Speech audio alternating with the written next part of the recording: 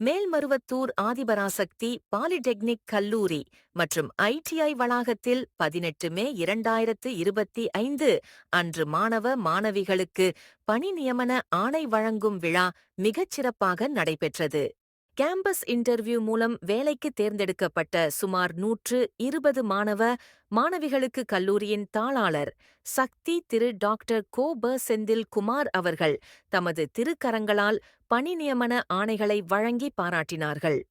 மேலும் மாணவர்களின் பெற்றோர்களுக்கு அளிக்கப்பட்ட உத்தரவாதத்தின்படி பன்னாட்டு நிறுவனங்கள் மூலம் பணி நியமன ஆணை வழங்கப்பட்டுள்ளது என்பதை தாளாளர் அவர்கள் தெரிவித்து, வாழ்க்கையில் மென்மேலும் உயர வேண்டுமானால் பெற்றோர்களின் சொற்படி கேட்டு நடக்க வேண்டும், செல்போன் பயன்படுத்தும் நேரத்தினை குறைத்துக் கொள்ள வேண்டும், வேலை செய்யும் இடத்திற்கு பாதுகாப்பாக சென்று வர வேண்டும், தீய பழக்கங்களில் இருந்து தம்மை பாதுகாத்துக் கொள்ளும் மனப்பக்குவத் திறனை பெற வேண்டும் என்று அறிவுரை வழங்கி ஆசீர்வதித்தார். விழாவில் ரெனால்ட், நிஷான் கார் நிறுவனங்களின் துணை மேலாளர்கள் திரு பி. பாலகிருஷ்ணன் மற்றும் பி. சுந்தரேசன் கலந்து கொண்டு சிறப்புரை ஆற்றினார்கள்.